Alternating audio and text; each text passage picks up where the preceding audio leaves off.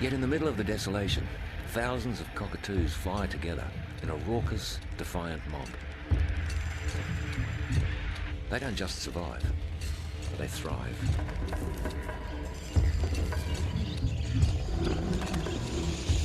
Stretching across the continent, from the heat of the desert interior to gum tree country and snow-covered mountains. These outrageously colourful and cocky parrots have defied the odds, making Australia the land of parrots.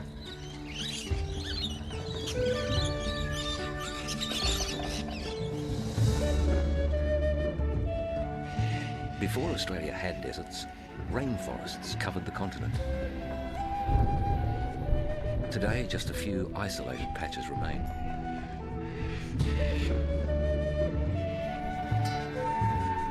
These lush pockets survive thanks to the tropical monsoons that sweep along the far north coast, bringing torrential rain.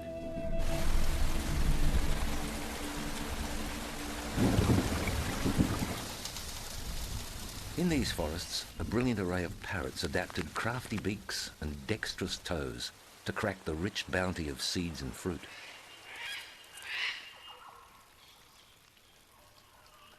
The tiniest of all, the fig parrot, gorges on fruit bigger than its head. The general rule for the blokes here is to be as colourful as needs be to attract a mate, without becoming a neon lure to predators. The king parrot is brash, while the green feathers of the red-cheeked parrot blend into the foliage. He relies on his sexy red head and bright beady eyes to get the girls.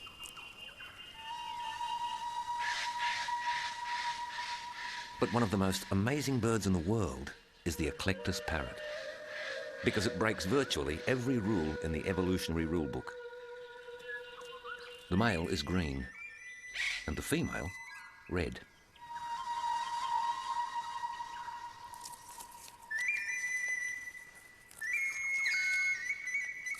So strikingly different are they that for a long time people thought that the two must be separate species.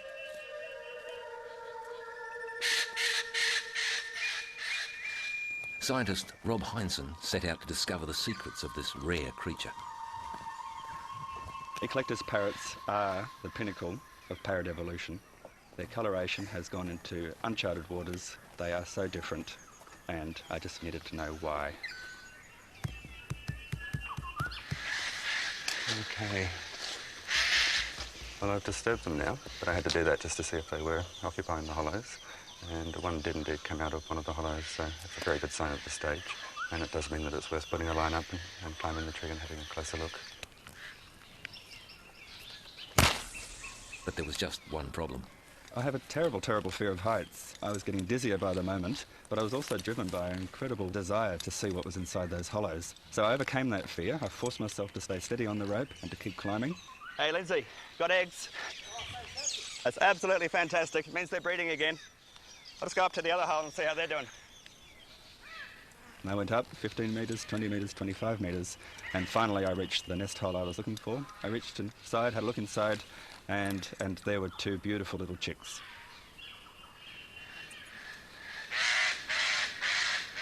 Yeah, we've got chicks in here. Oh, they're beautiful too. For the last 8 years, Rob has studied the female and all her chicks that live in this hollow. He measures and marks each one and monitors their growth.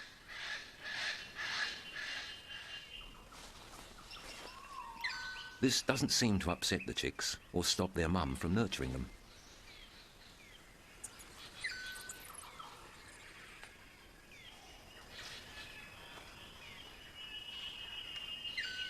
Our number one female, a star performer.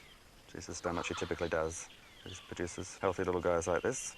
They get a very good start for their long life in the rainforest.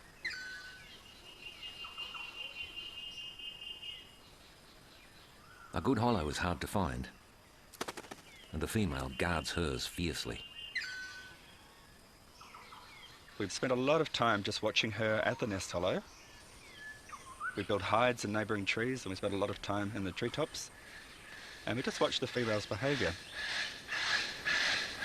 Rob's favourite female is not taking any chances with her hollow and doesn't budge for the entire 9-month breeding season.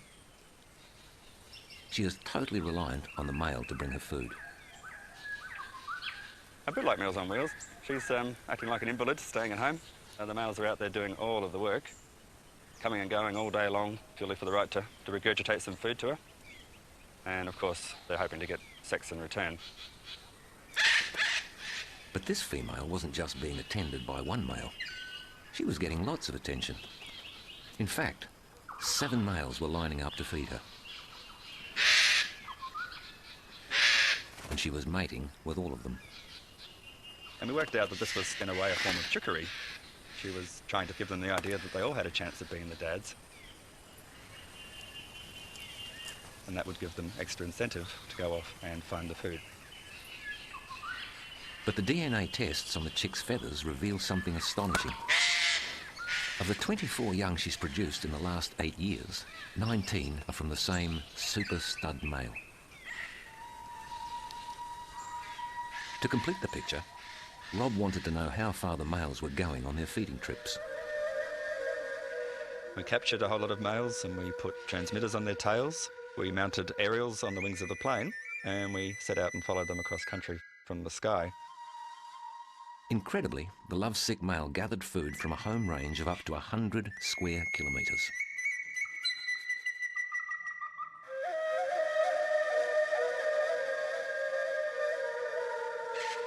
It also turned out that he was attending more than one female, and some of them had 3 or 4 different females that they were visiting and feeding and indeed mating with. So by following them around the landscape, we actually caught them out playing a little mating game of their own. After visiting their girlfriends, the males fly back to Rob's favourite female. Males often come back to the nest tree at the same time, and when that happens there's a lot of argy-bargy.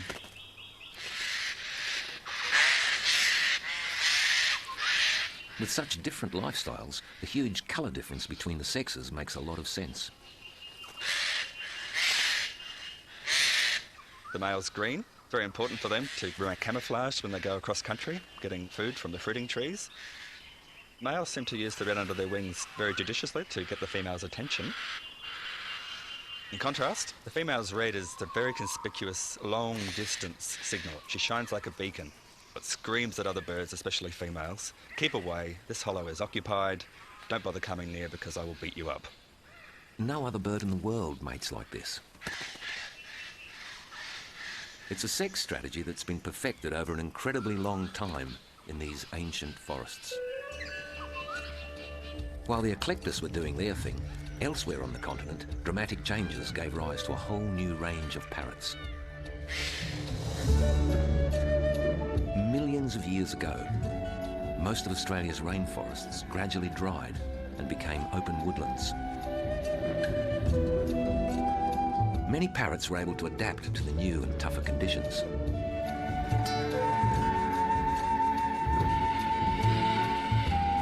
To survive on the desert edge, red-tailed black cockatoos stick to the few tree-lined watercourses.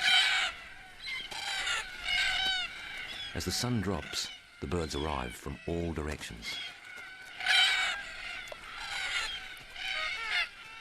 With breeding hollows scarce, most of these cockies are single.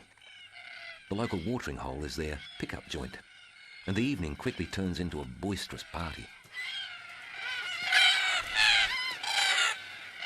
Younger birds flirt by displaying the colour banding on their tails and erecting their crests. These fancy pop-up crests are what distinguish cockatoos from the other parrots.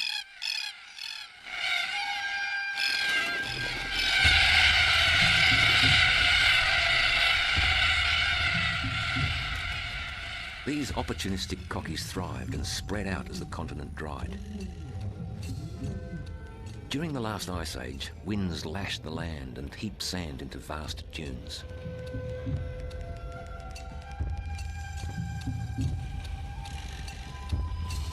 Grasses and shrubs spread across the desert, producing an abundance of seeds.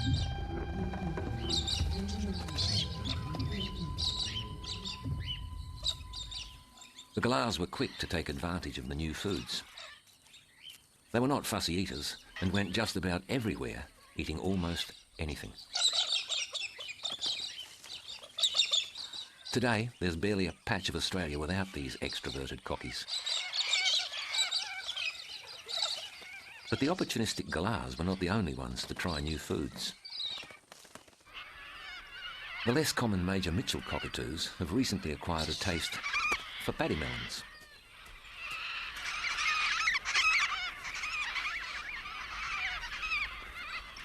These inquisitive birds have little trouble working out some fancy footwork to break into the fruit.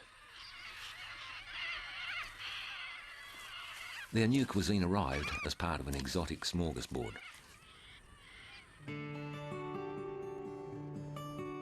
150 years ago, cattlemen pushed their way to the desert centre. And wherever they went, they brought a whole range of new opportunities for parrots to exploit.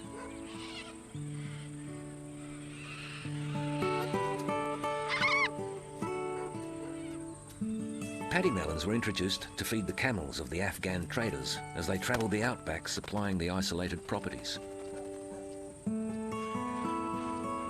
It was a tough life for the early pioneers, and frequent droughts made it hard to make a living.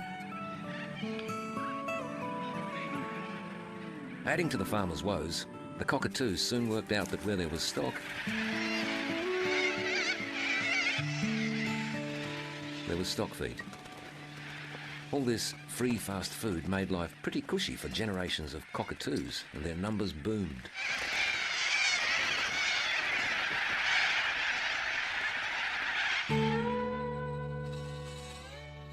And the good times kept on rolling for the cockatoos and parrots when the settlers found underground water and pumped it to the surface.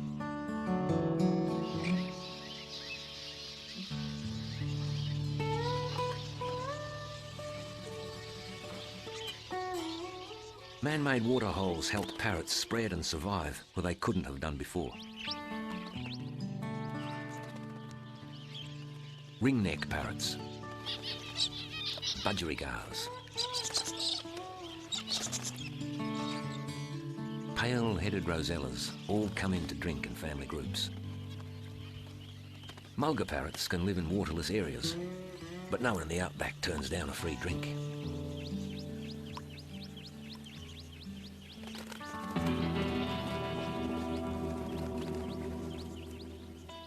Rain rarely falls in the Australian deserts. Droughts can last for over a decade.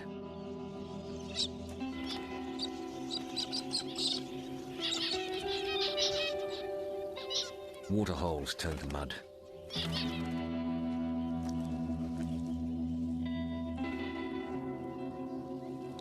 Leaving a freshwater crayfish exposed and an easy target.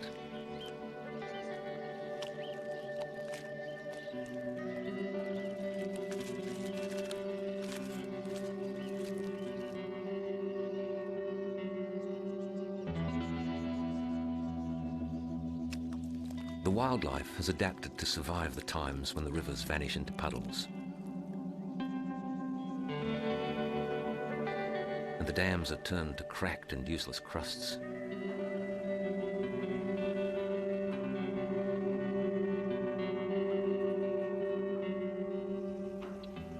The air crackles in the heat. Crops are wiped from the earth.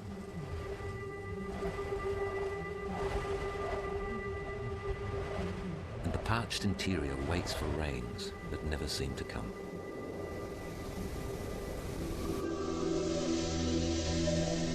The first sign that the drought might break can be a warming of the western Pacific Ocean.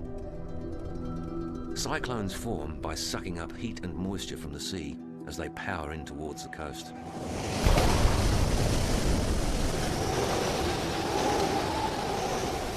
Winds of up to 250 kilometres an hour shred the shoreline.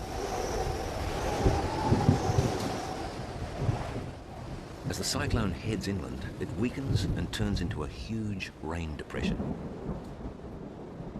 The deluge sweeps thousands of kilometres across the centre of the continent.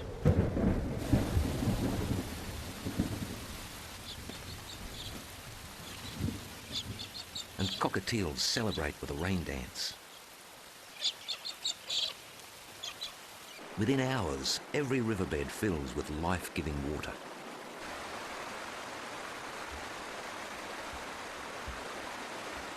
The torrent charges through the narrow gorges of the ranges, eroding the land.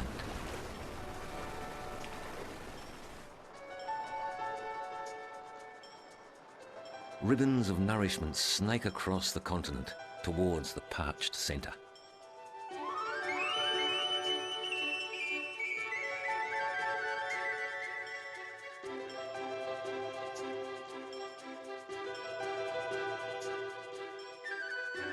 In the Channel Country, the creeks fan out across previously barren floodplains.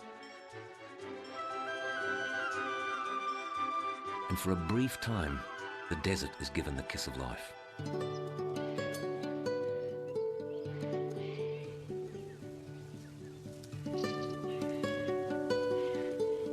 In a flash, desert plants produce vast quantities of seed.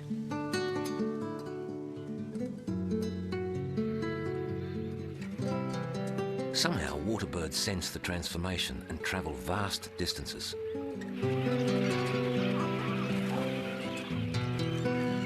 Fish breed up in the newly formed lakes, providing a feast for growing cormorants.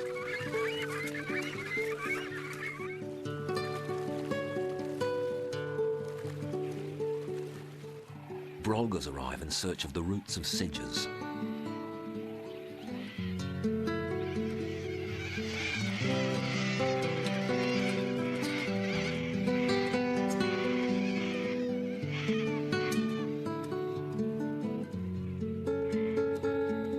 And when native grasses start to seed, the scene is set for the arrival of the stars of the Australian desert.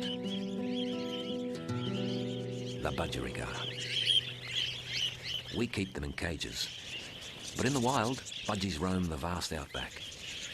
When it rains, flocks swoop in from everywhere. No one knows how they navigate. Perhaps they home in on the low frequency sounds of thunderstorms thousands of miles away.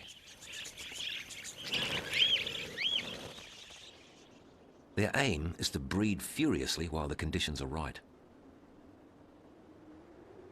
Along the gorges of the Central Ranges, every tree hollow is alive with the flutterings of courtship. The riverbank is perfect for a dinner date.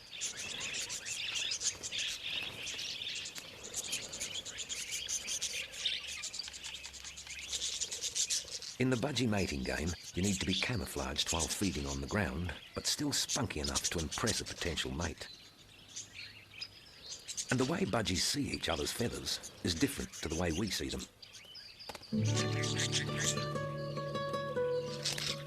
We see in red, green and blue, but budgies have a fourth cell in their eye that enables them to see ultraviolet.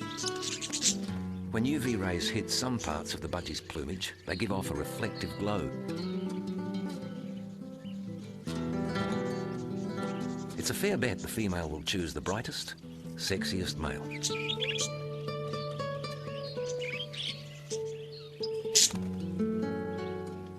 Especially if he can fight too.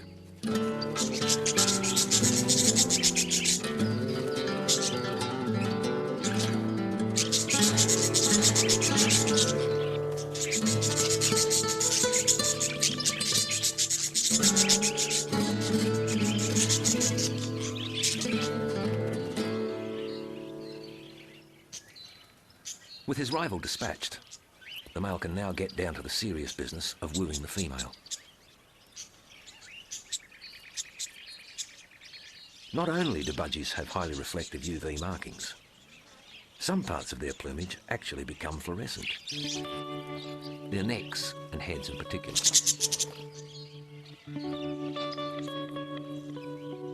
The feathers don't lie. To make sexy feathers, the male must be healthy and parasite-free. These markings announce, my genes are great, choose me.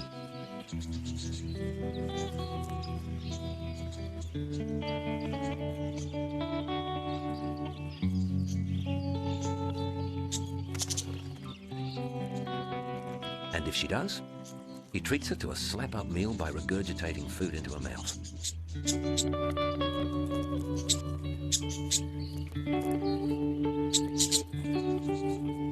Over a few days, she'll lay about 6 eggs that will hatch in just a couple of weeks. She feeds her blind, naked chicks a rich, milk-like liquid. They grow rapidly.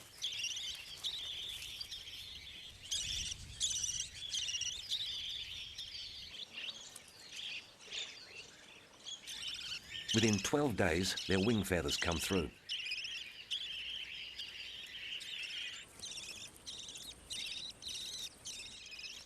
And after only 4 weeks, they're almost ready to leave the nest.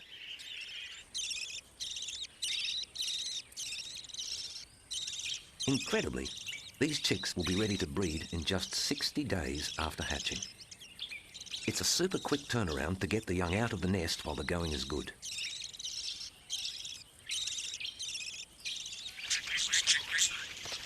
But it could all be over in an instant. At 2 metres, the Parrot is Australia's largest lizard.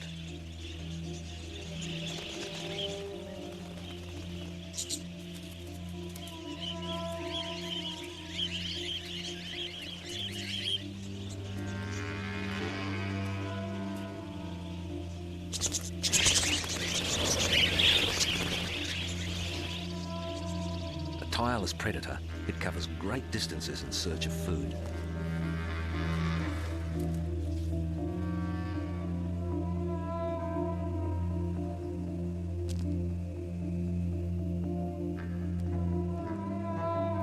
The Parrot tracks its prey by sight and by detecting scent molecules that it picks up on its tongue.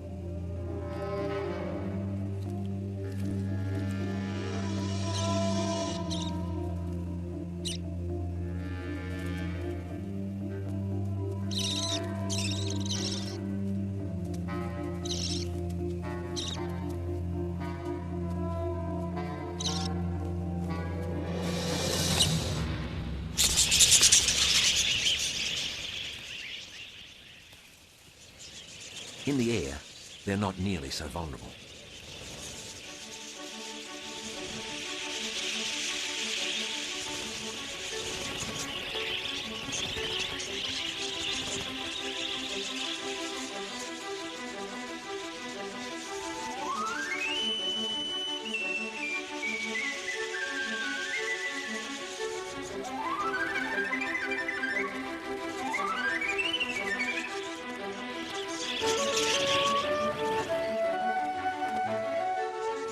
Synchronised squadrons fly low between the mulga trees.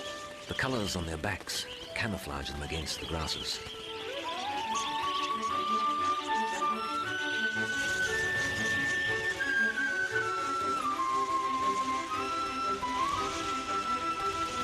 Where the budgies go, the birds of prey follow.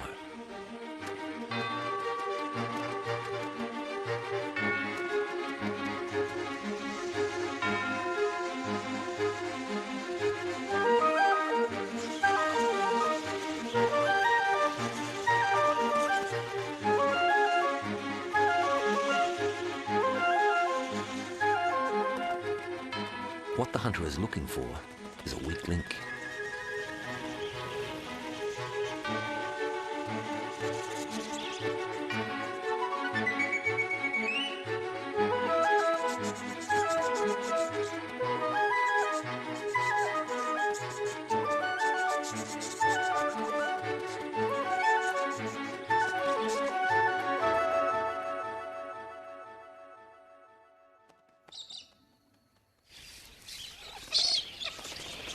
But it's not always life and death for Australia's parrots. Galahs seem to have plenty of time for clowning around.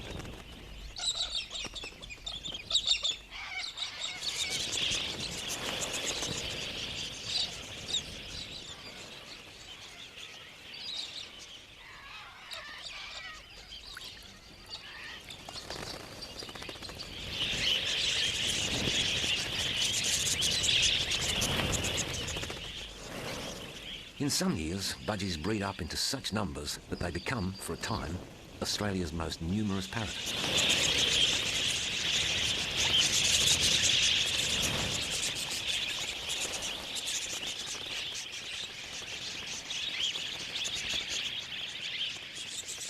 Accounts by early settlers tell of flocks so big that they blackened the sky.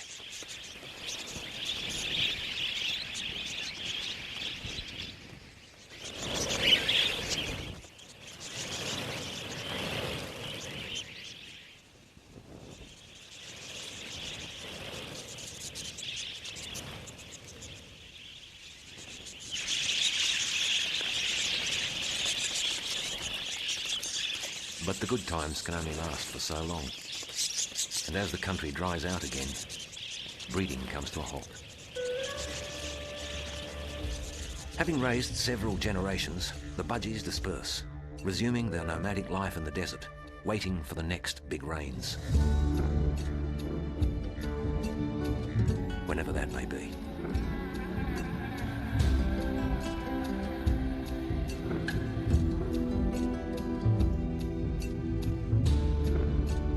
In contrast to the unpredictable droughts of the interior, the seasons along the southern edge of Australia are far more regular. In winter, Antarctic blasts of cold air bring snow to Australia's highest mountains.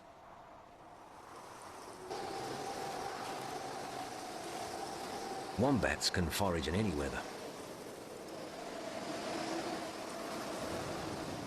But it's not great weather for parrots. There is one that manages to survive above the snow line. Green rosellas fuel up on alpine berries against the winter blizzards.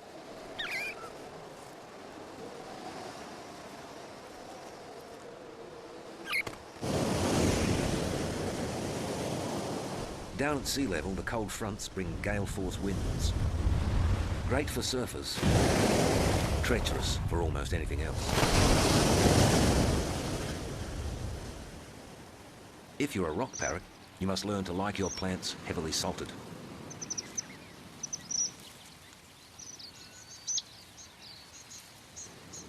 Living in the salt spray zone is not an easy life, but these hardy parrots are battlers.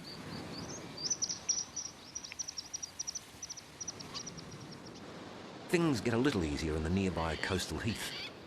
This environment is richer, attracting gang-gang cockatoos. Like most cockatoos, gang-gangs are left-footed, gripping onto their wind-blown perch with their right leg while holding the seed pod with their left.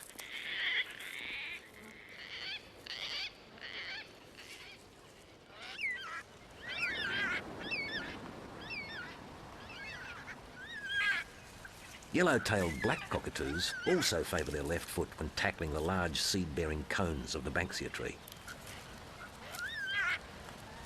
It's a tricky operation that combines brute force to slice through the tough exterior and a delicate touch to extract and shell the seeds that lie within.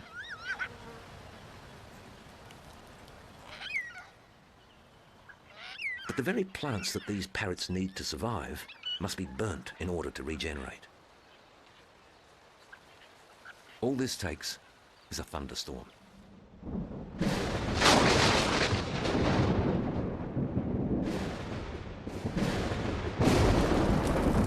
And the Australian bush burns astonishingly fiercely. Banksia fruits need intense heat to release their seeds. Harkia cones split. Gum nuts drop to the forest floor.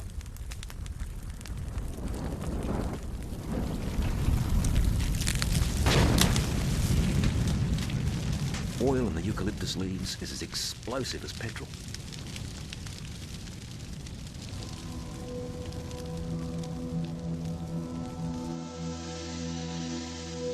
No other continent burns so dramatically as Australia.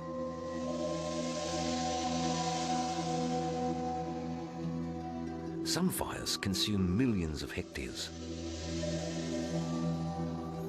But within hours, currawongs are poking through the ashes. And crimson rosellas that survived the inferno are feasting on roasted eucalypt seeds.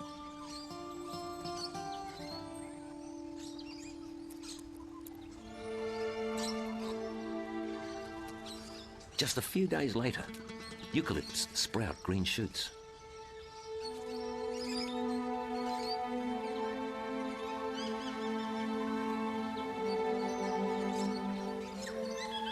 Within a few years, the forests recover.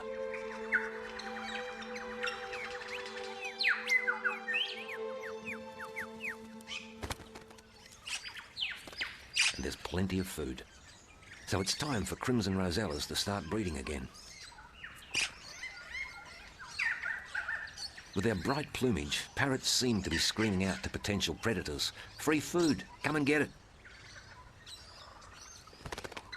But whether you're a budgie, an eclectus, a rosella, or just about any other parrot, you have to take colourful risks in the mating game.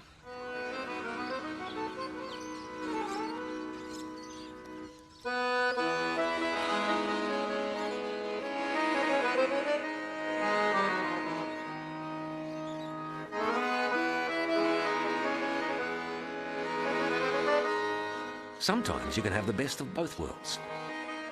These gaudy birds are in fact safely camouflaged by their leaf-like shape and green backs.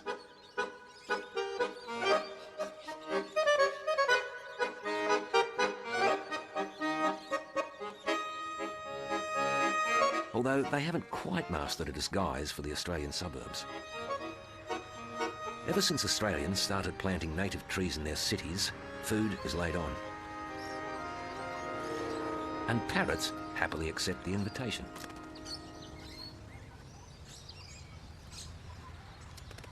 Some overstay their welcome. With too much time on its hands, this cockatoo gets stuck into an electric insulator.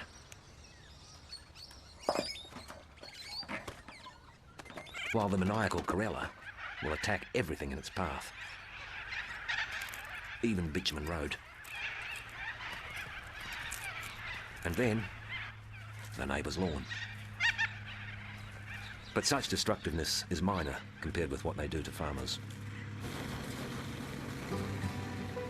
And the cockatoos love the modern cropping practices.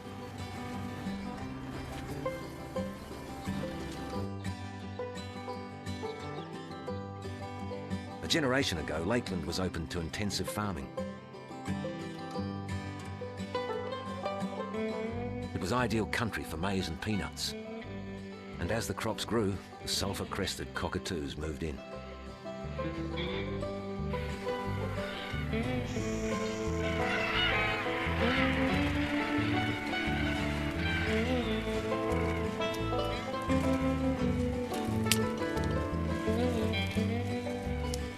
In just a week, the birds can inflict tens of thousands of dollars damage to the maize of farmer Darren Hoskins.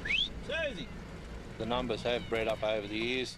Main reason for that is, in their natural habitat, they haven't got a good amount of food all year round.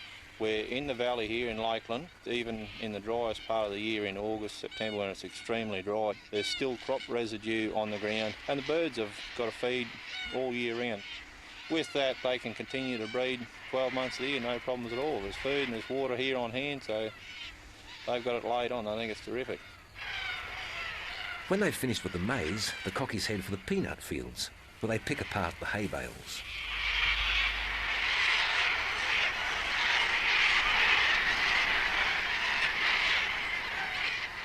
Red-tailed black cockatoos join in the fun.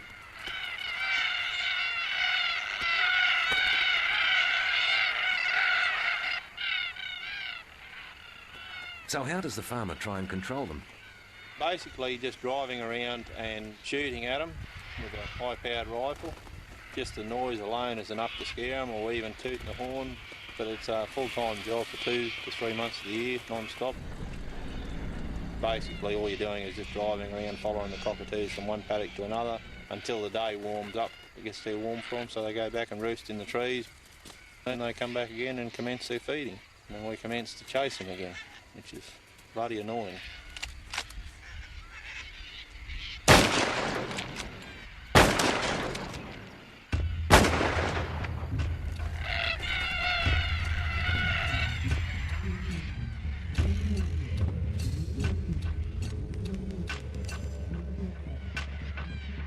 Further south, in the wheat country, it's a different cockatoo, but it's the same story.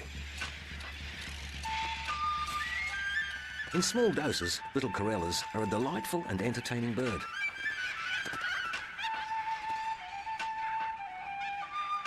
But when flocks of up to 30,000 marauding birds descend on your harvest, well, you can understand why a farmer might be a little upset.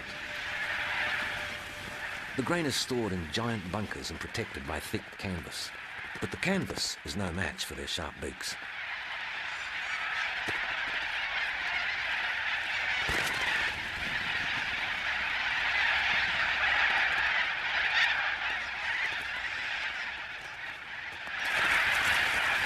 And having feasted on the main course, it's off to the nearest vineyard for a spot of dessert.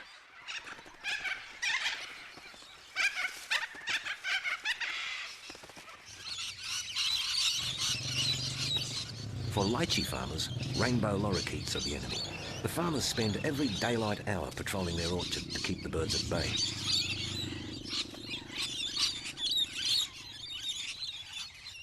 Like children with cupcakes, they take a bite from each one, spoiling them for everybody else.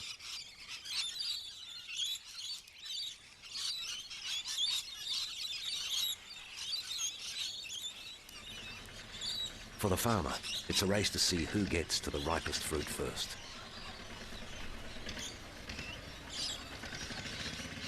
And the birds are winning. But not all farmers were at war with parrots.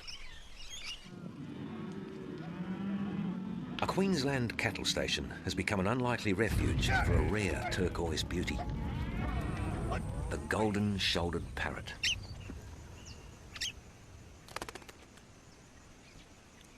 Last century, bird fanciers trapped these prized parrots and robbed their nests. This plunder left the species hanging on by a thread. To make matters worse, these picky parrots have very particular lifestyle requirements. For a start, a broody couple need an air-conditioned termite mound to burrow into and make a nest. They've made Sue Shepherd's cattle property home.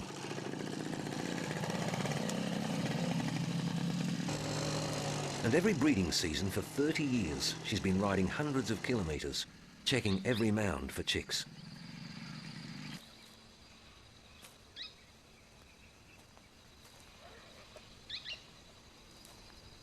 In half the occupied mounds, Sue has found the nest floor covered with a grub that is unique to the nests of golden-shouldered parrots. The grub belongs to a moth that synchronises the hatching of her babies with that of the chicks. The grubs eat the chicks' poo, which seems to suit everyone.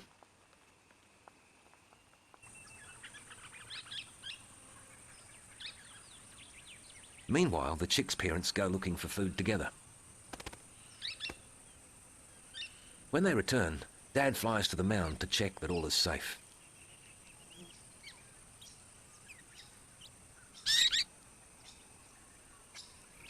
And to let the young ones know that it's mealtime. He stands guard while the female comes down to feed the chicks.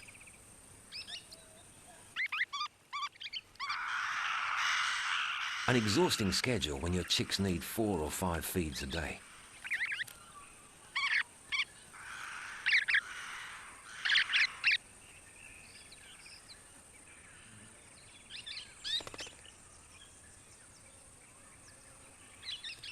Dad's job is to coax the 5-week-old chicks out of their cosy nest and into the big, bad world.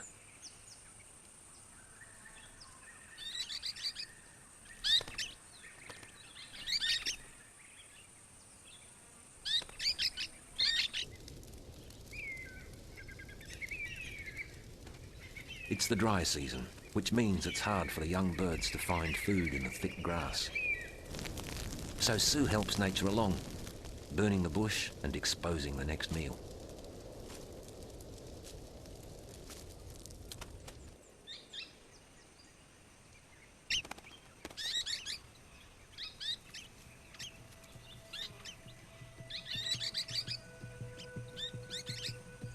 Sue's property is a haven for the golden-shouldered parrot, and her efforts may be the only thing standing between them and extinction.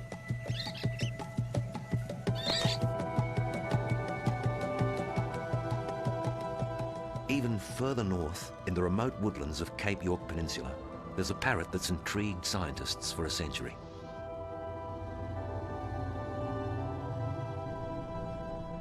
Steve Murphy came here as a young biologist 10 years ago.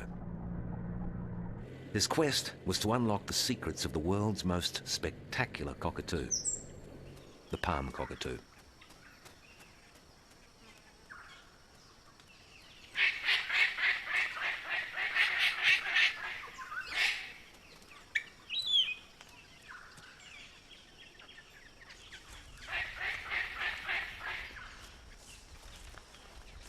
Few people have ever seen this bird. Look here. Here he comes. The palm cockatoo dates back tens of millions of years to when Australia was covered in rainforest. He's the granddaddy of them all. Little was known of this mysterious bird until Steve Murphy began his study. And the only way to find them in this rainforest is to mimic their calls.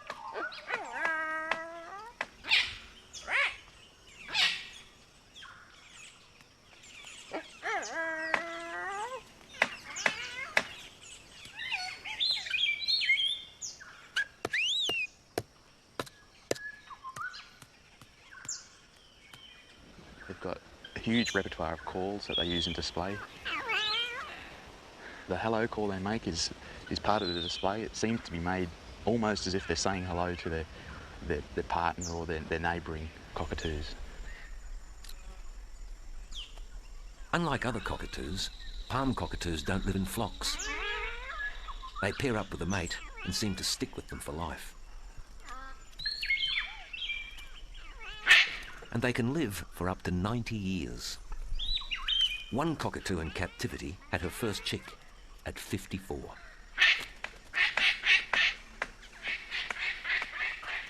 But to get the girl, the male must be a man of property with a portfolio of good nesting hollows. And if he wants any chance of mating, she must be persuaded that he's strong enough to build her several magnificent nests. All the elements of a palm cockatoo display are designed to draw attention to that massive beak. The blushing of the cheek patch, the wing spreading, which makes them bigger. It's all designed to show other cockatoos that they're strong, and the pinnacle of their strength is in their beak. Essentially, he is trying to prove that he is a blue chip investment and that she can feel comfortable putting all her eggs in his basket.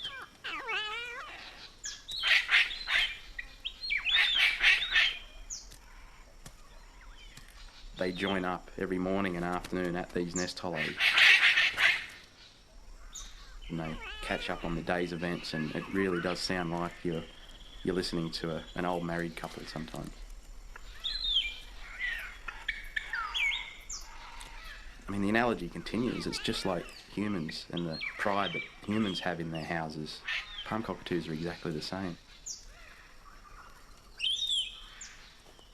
But the most amazing display of all is when males bring back to the nest a small stick and they actually drum on the side of the nest.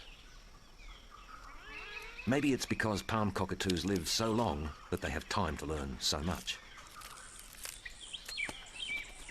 But it's a rare thing anywhere in the animal world to see a tool being used quite this deliberately. I think it's very likely that the female watches these drumming displays and can tell something about either the male or the nest tree at which he's performing. You know, there's something that she's picking up in the way that the drumming sound resonates inside the hollow. We don't really know, but I mean, she watches very intently. The choosy males will try 2 or 3 different drumsticks before they settle on one that they really like.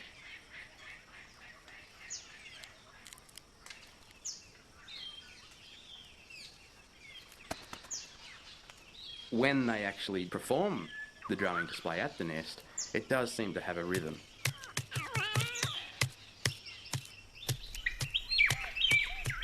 But when he's finished with it, he'll often sit at the edge of the hollow and splinter up the stick and add it to the nesting platform that's inside the hollow.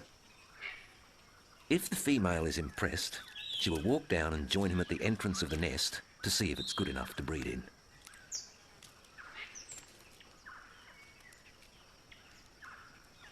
With the hollow approved, They can fly off to have a morning snack.